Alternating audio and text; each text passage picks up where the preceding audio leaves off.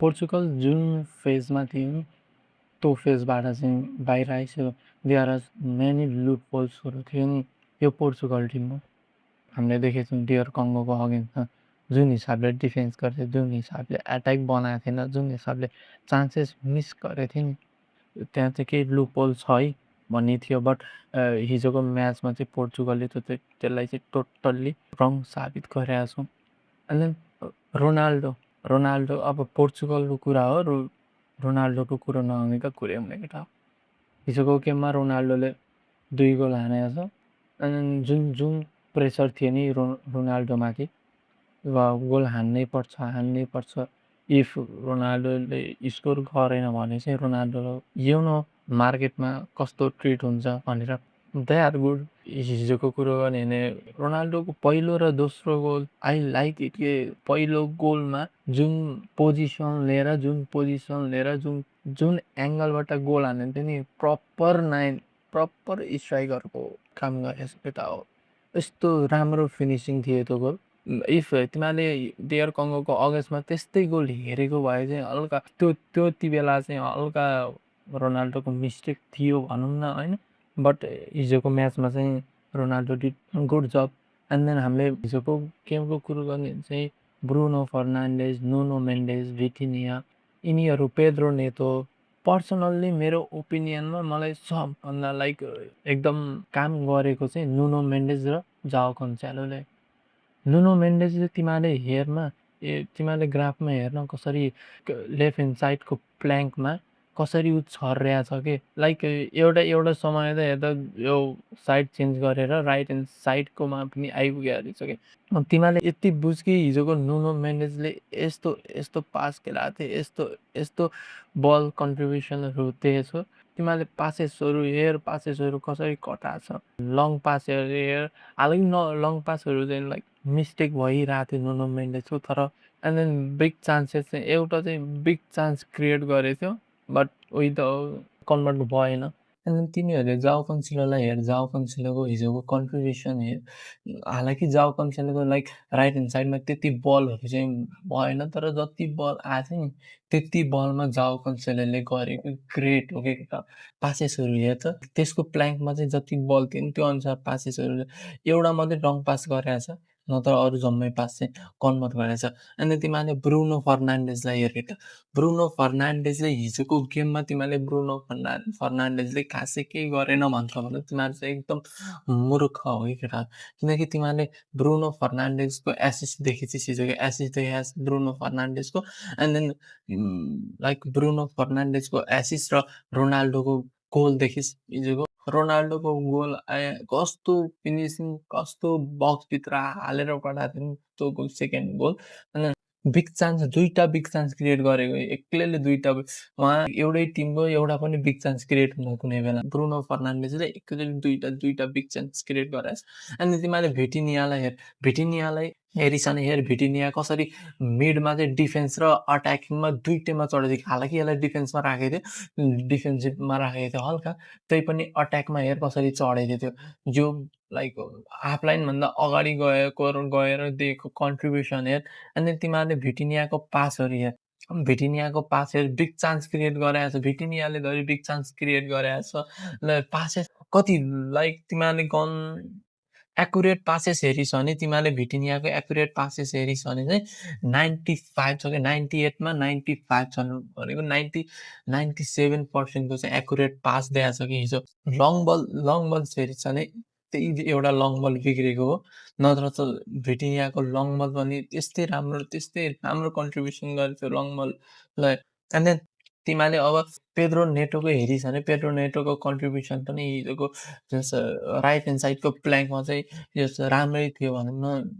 Personally मेरो ओपिनियनमा त्यति राम्रो थिएन। जे केटोले मजदुर गरेको थियो हिजो भनौँ न पेद्रो नेटोको केसमा चाहिँ। जाओ नेभेजको त्यस्तै हेर, राइट ह्यान्ड साइडको प्ल्याङ्कमा त्यो मिडबाट कहाँसम्म छर्या छ त्यो हेर। त्यसको पासेसहरू हेर, त्यसको पनि पासेस एउटा दुईटा पासेस बाहेक अरू जम्मै एक्युरेट। पासेसमा 52वटा पास, 96को एक्युरेट पास त गराएको छ हिजो जाओ नेभेजले। रुबिन डियाजको हेरिस् भने रुबिन डियाजको कन्ट्रिब्युसन हेरिस् भने रुबिन डियाजले हिजोको म्याचमा यस्तो राम्रो पर्फर्मेन्स गरेको हो कि त्यो मान्छेले लाइक पर्सनल्ली मेरो ओपिनियनमा रुबिन डियाजले एकदम राम्रो किनकि त्यसको डिफेन्स लाइनमा चाहिँ त्यसले चाहिँ यस्तो मजाले डिफेन्स गरेको हो हिजो उसलाई त चढ्नै दिएको थिएन के उज्बेकिस्तानलाई त लाइक चढ्नै दिएको थिएन के पाएकै एउटा बल पनि अफसाइड गोल हानेको थियो इफ केटा फेरि मलाई के लागिरहेको थियो भने यदि हिजो उज्बेकिस्तानको त्यो अफसाइड गोल नभएको भए यो गेममा अलिकति टर्बुलेन्स आउँथ्यो नआउने होइन उज्बेकिस्तान अगाडि बढ्न खोज्थ्यो 2-1 को लिडमा जान्थ्यो जब 2-0 भयो त्यसपछि त नुनो मेन्डेसको त्यो बार गोलदेखि चाहिँ रोनाल्डोको हिजोको आइक्यू लाइक रोनाल्डोको जति आइक्यू त पहिलो गेममा मेसीले झै लगाएको थिएन कि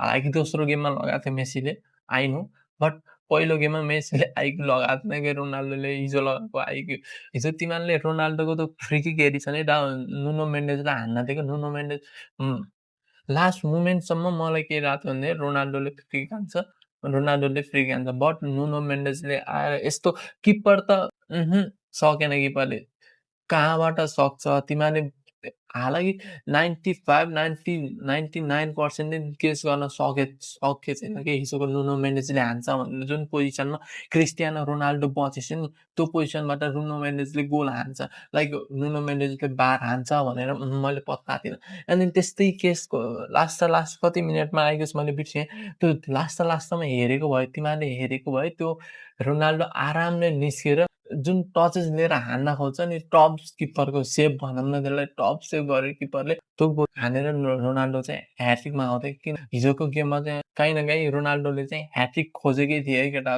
ह्याट्रिक खोजेकै थिए नखोजेको होइन बट आएन अनि तिमीहरूले उज्बेकिस्तानलाई हेऱ्यो भने उज्बेकिस्तानले चाहिँ जुन मलाई चाहिँ के लाग्यो भन्दाखेरि उज्बेकिस्तानले चाहिँ हल्का डिफेन्समा चाहिँ त्यस्तो राम्रो गरेन कि किन बट डिफेन्स लाइनमा चाहिँ त्यस्तो राम्रो गरेन कसै रोक्नै सकेन कि पोर्चुगललाई रोक्नै सकेन भिटिनियाको सबमा रफेलियोले आएर यस्तो मिठो गोल हाने केटा एउटै सट हानेको रफेलियोले तर किप्परले रोक्नै सकेन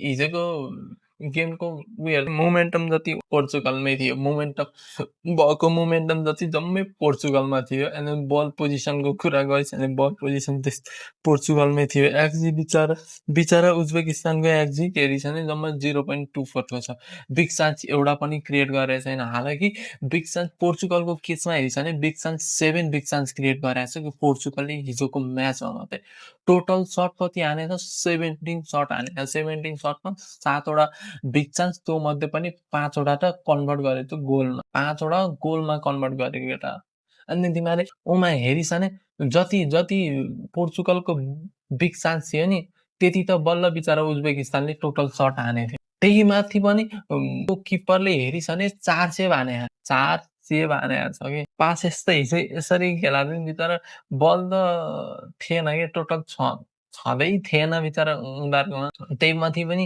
7वटा सट हानेको थियो सट अन टार्गेट चाहिँ 2टा थियो तिमीहरूले पोर्चुगलको हेरिस् भने पोर्चुगलको पनि 17 सटमा 9 सट अन टार्गेट थियो जुनमा मध्ये 5वटा त गोलमै कन्भर्ट भएको जुन तरिकाले पोर्चुगलले खेले बट दे आर लाइक बिस्तारै तिनीहरूले चाहिँ एक्सिलेटर हान्दैछ भनौँ न बिस्तारै हान्दैछ गाडी उठ्दैछ बिस्तारै उठ्दैछ आउँदैछ एउटा स्टेडियम